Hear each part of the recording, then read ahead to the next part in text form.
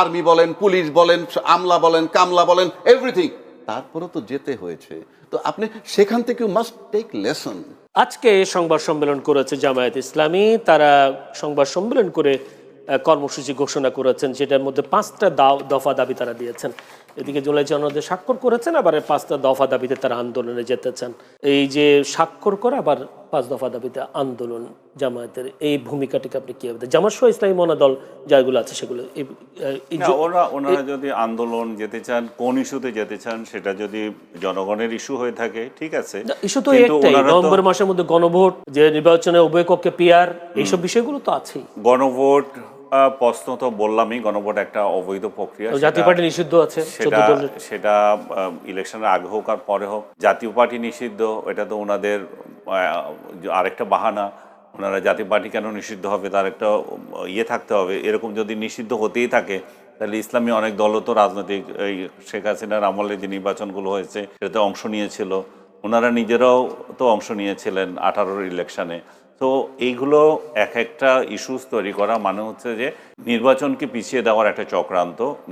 চক্রান্ত বলবো কিনা শব্দটা, এক ধরনের এমন একটা পরিবেশ তৈরি করা যাতে করে এই সরকার একটা লেংদি পরিবেশ পড়ে এবং নির্বাচনটা যাতে বানচাল হয়ে যায়।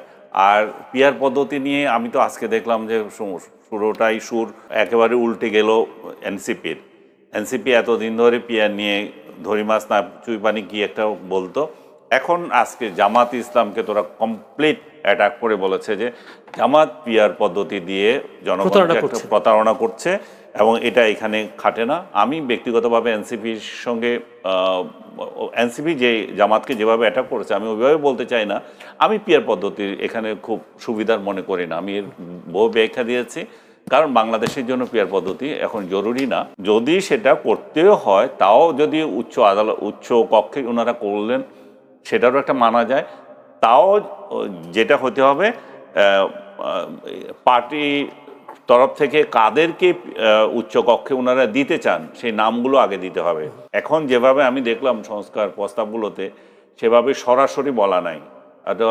আমি একটুখানি দেখেছি সেখানে বিএনপি সেটা উল্লেখ করতে চায় না, তাদের নোট অফ ডিসেন্টে সেটা কাকে দেবে সেই উল্লেখ নাই। আর জামাত বা আদার্স সেটা চায়। এই জিনিসটা ফয়সালা হতে হবে।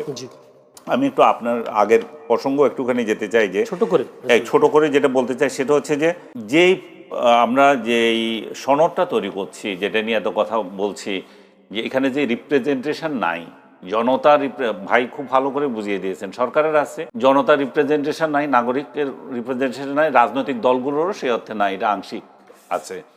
যেটা আছে সেটারও, যেটা আপনি যদি মনে করেন যে এই যে অঙ্গীকারগুলো মানুষ করে সেই অঙ্গীকারগুলো কিন্তু সামনে ঠিক থাকবে তা না। মনে করেন এগুলো দিনে দিনে চেঞ্জ হয়ে যেতে পারে এবং রাজনৈতিক দলগুলো, এই যে রাজনৈতিক দল যে কটা আছে, যে উনি বললেন কয়েক বাসে মিলে সব হয়ে যাবে, এরাও যে এক আলাদা আলাদা থাকবে তারও তো ঠিক নেই, এরাও তো একদল হয়ে যেতে পারে। আমি মনে হয় না জানিস ভাই, আমি একটু আপনার সাথে একটু প্রশ্ন করতে চাই, সেটা হলো জুলাই সনদের পর দেখলাম এনসিপির সাথে জামায়াতের একটা দ্বন্দ্ব, আজকে আপনি নিজেই বললেন। এরপরে দেখলাম সালাউদ্দিন বিএনপি স্থায়ী কমিটির সদস্য সালাউদ্দিন আহমেদকেও বলেছেন যে উনি জুলাই যোদ্ধাদেরকে ফ্যাসিবাদের দোসর বলেছেন। যেদিন 17 অক্টোবর যারা জুলাই যোদ্ধারা সেখানে গিয়েছিল, বিশৃঙ্খল পরিবেশ তৈরি করার চেষ্টা করেছিল, সেখানে আওয়ামী লীগের দোসররা বা ফ্যাসিবাদের দোসররা ছিল।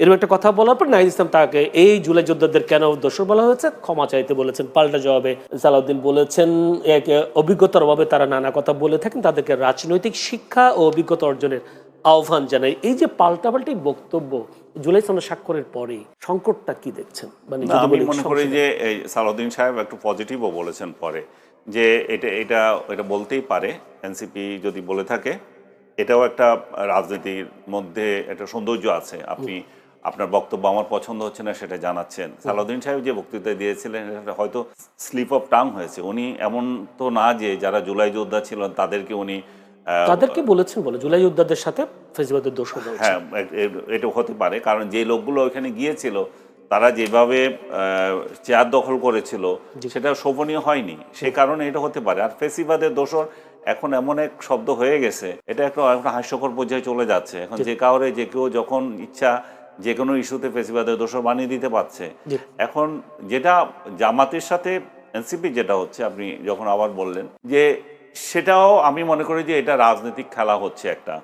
জামায়াত এনসিপি আসলে কোন দিকে যাবে, দীর্ঘদিন থেকে একটা দোদুল্যমান রাজনৈতিক দল, ওরা মধ্যপন্থী রাজনৈতিক দল থাকতে চায়, কিন্তু তাদের অভ্যন্তরে জামাত ঘেঁষা লোকজন অনেক বেশি এবং তাদের এনসিপিতে আচ্ছা। তাদেরকে টেনে জামাতের দিকে নিয়ে যাওয়া হচ্ছে, বা জামাতের দ্বারা জামাতের বি টিম, সি টিম এই জাতীয় তাদেরকে ট্যাগ দেওয়া হচ্ছে। যদিও তাদেরকে বড় ট্যাগ দেওয়া হয়েছে, তারা সরকারি দল বা কিংস পার্টি, কিন্তু এই বিএনপি আওয়ামী লীগের যে রাজনীতি বা দ্বিদলীয় যে রাজনীতিক ধারা, সেই ধারা থেকে বের হয়ে এসে আমরা যেটা পেলাম বিএনপি ভার্সাস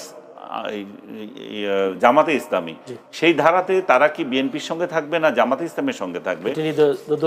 দোদুল্যমান ছিল, কিন্তু সে তাদেরকে বলা হচ্ছিল যে তারা ইয়ের সাথেই যাবে, জামাতের সাথে যাবে। এবং এরা যে সিদ্ধান্ত নিতে পারেনি, আমি মনে করি যে জামাতও তো বলছে যে আমরা স্বাক্ষর করব না, তাহলে এরাও হয়তো সেই যুক্তিতে বলছিল যে আমরা যাব না, আমরা স্বাক্ষর করব না। জামাত হঠাৎ করে স্বাক্ষর করে ফেলছে, সেই জন্য হয়তো ওদের মানসিক কষ্ট হতে পারে। শুধু তাই নয়, আমি আরেকটু যোগ করছি আপনার সাথে, যে সামনে যে ইলেকশন হচ্ছে, এনসিপির তাহলে ভবিষ্যৎ কি?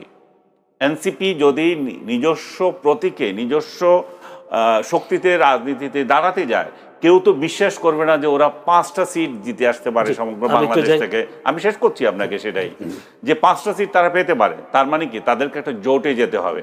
সেই জোটটা হয়তো তাদেরকে কিছু মূলা দিয়ে দিয়েছে এখন বিএনপি। এখন সুরটা যখন জামাতের বিরুদ্ধে যাচ্ছে, সরাসরি আক্রমণ করছে, তাহলে আপনি ধরে নিতে পারেন যে এখানে বিএনপির সাথে তাদের একটা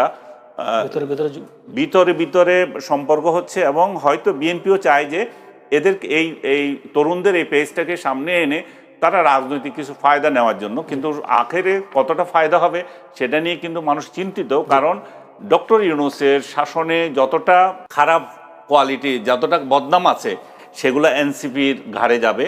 আর এনসিপিও যতটুকু খারাপ তাদেরকে বলা হচ্ছে, সেটাও ডক্টর ইউনূসের শাসনের ব্যর্থতা থেকে আসছে। সুতরাং এই ইমিডিয়েট যে শাসন করে গেছে তার ব্যর্থতা বিএনপি নেবে কিনা সেটা বিএনপিকে ভাবতে হবে। তামাশা নাকি তামাশা? আপনি সকাল বিকাল এখন এক কথা বলতে তখন এক কথা, এটাই তো বলে শেষ কথা বলতে কিছু নাই, শেষ কর্ম বলতে কিছু নাই। সেই ট্রেডিশন উপরে দাঁড়িয়ে এখন জামাত স্বাক্ষর করে আসছে, আবার 5 দফা দিছে। তার মানে কি শেষ কথা বলতে কিছু নেই, অ্যান্ড ইট ইজ অ্যাডমিটেড। এবং কর্মীরা গিলে গিলে খায়, তার নেতাকে মহান বলে, শেষ কথা বলতে কিছু নাই। এই যে একটা মিথ্যা বুলি শিখাচ্ছে 53 বছর যাবৎ চলছে। এইবার আসেন না, শেষ করি আমি ইসিআর এনসিপির কথাটা যদি আমি শেষ করি। যদি হাসান আব্দুল্লাহ বলেছেন রিমোট কন্ট্রোল আগারগাঁওয়ে নেই, অন্য কোনো জায়গা থেকে রিমোট কন্ট্রোল চাপা হচ্ছে ইসি শাপলা প্রতীক না দেওয়ার কারণে। নির্বাচন কমিশন সম্পর্কে আমি মন্তব্য করেছেন হাসান আব্দুল্লাহ। এই প্রশ্নের উত্তর হাসনাত আব্দুল্লাহ দিতে পারবে। কারণ কি জানেন, আমি যেটা বলছি রিয়েলিটিতে, আর হাসনাত আব্দুল্লাহ যেটা অন্য জায়গা থেকে রিমোট কন্ট্রোল করে, এটা ওরা কিন্তু আমাদের চেয়ে অনেক বেশি পাওয়ারের কাছাকাছি। সুতরাং তার কাছে ফার্স্ট হ্যান্ড ইনফরমেশন আসতে পারে। সে যদি বলে থাকে এটার ব্যাখ্যা সে দিতে পারবে। তবে আমাদের দেশের রাজনীতিতে যে একটা কনস্পিরেসি নানা রয়েতে চলতে থাকে, সেটা বোঝা যায়। যেমন বলছিলেন দিলে কি হয় আসলে, অবশ্যই আমি এখনো বলছি হয় কি, আপনি যদি বিতর্ক কমাইতে চান, কি হবে কি শাপলা ফুল দিলে আপনাদের একটা মোবাইল ফোন মার্কা দিতেছেন, ভাই মার্কা তো সুন্দর না, একটা ধানের শীষ সুন্দর মার্কা, বা ধানের শীষ বলেন, নৌকা বলেন, ট্রেডিশনালি চলে আসছে বইলা, শাপলা ফুলটা তো সুন্দর দিলে হয় কি ভাই? আমি এখানে নিরপেক্ষভাবে বলতে। এবার একটা কথা বলেন, সম্প্রতি একটা বড় দলের একজন বিশিষ্ট ব্যক্তি বলছেন 15-16 বছরের জঞ্জাল 1-2 বছরে ঠিক করা সম্ভব নয়। শুনছেন এটা? হ্যাঁ, আপনি এতদিন পরে বলতেছেন কেন? কেন বলতেছেন আপনি? What is your right to say? আপনি যদি নিউজ সাহেব টেক ওভার করছে, তারপরে তো কোনোদিন বলেন না এটা যে 16 বছর ওই সরকার ছিল, তাকে অন্তত 2 বছর টাইম দেওয়া। কেউ বলছেন? শুধু নির্বাচনের জন্য চিৎকার করছেন। এই যে প্রহসন, জনতারে ফাঁকি দেওয়া, এখন কেন বলতেছে তাও বই শুনে দেখেন ইন অ্যাডভান্স। কেন বলছে? যদি কালকে নির্বাচন হয়ে যায় তাহলে তো ক্ষমতায় আসবে, তখন এই ক্যাটাগরি এস্টাবলিশ করবে যে বলছি তো ভাই 1-2 বছরে কেউ কোনো কথা বললেন না কেন? আপনি ইউনূস সাহেবের সময় বলেন নাই কেন? কোথায় ছিলেন? এই প্রহসনের রাজনীতি বন্ধ করতে হবে। আমি বললাম 1, 2 নির্বাচন নিয়ে সবচেয়ে বেশি সন্দিহান যারা নির্বাচন করলে পাশ করবে, তাদের কি এখনো বুকে দিয়ে বলতে পারবে যাদের 100% নিশ্চিত যে নির্বাচনের ট্রেন্ডটা খুব সুন্দরভাবে চলছে? কারণ এই নির্বাচন ট্রেন্ড শুধু নির্বাচন নিয়ে বহন করছে না, কি বহন করতেছে? পিয়ার পদ্ধতির দাবি, লেভেল প্লেইং ফিল্ডের দাবি, শাপলা ফুলের দাবি, হ্যাঁ, তারপরে জাতীয় পার্টি নিষিদ্ধের দাবি। এগুলা আপনি ছাইরা তারপরে যাইতে হবে। নির্বাচনের পথ খুবই অমসৃণ, আজকে পর্যন্ত, এটা আপনাকে মাথায় রাখতে হবে। আপনার কথাটা রাখলাম, নির্বাচনের পথ খুবই অমসৃণ। যদি আনিস আলমগীর, আসলে আমারও প্রশ্ন, নির্বাচন কমিশন শাপলা প্রতীক নিয়ে কেন এত গড়িমসি করছে, বা তারা যদি পাল্টা বারবার বলছেন যে এটা যদি বলেন হাসান আব্দুল ইসির আচরণ মধ্যযুগীয় রাজা বাদশাদের মতো, এই সময় রাজা বাদশাদের নির্দেশে চলতো প্রজারা, ঠিক তেমনি ইসি এখন রাজা বাদশাদের মতো আচরণ করছে, তাদের রিমোট কন্ট্রোল আগের গভর্নমেন্টে অন্য কোনো জায়গায় আছেন বলে তিনি মন্তব্য করেছেন হাসান আব্দুল্লাহ। আসলে কি রিমোট কন্ট্রোল তাদের হাতে নাই, কি মনে করেন? রিমোট কন্ট্রোল, ইসির রিমোট কন্ট্রোল তো সরকার হাতে থাকবে, কোথায় থাকবে আর? ইসি তো এমন শক্তি হয়ে যায় নাই যে সরকার যেটা বলবে তার বিরুদ্ধে নিয়ে দাঁড়াবে। হয়তো এরা নাটক করছে, শেষ মুহূর্তে দেবে এটা। কিন্তু রাজাকি ভাই বলছে যে দিলে কি হয়, আমিও ভাবতাম দিলে কি হয়।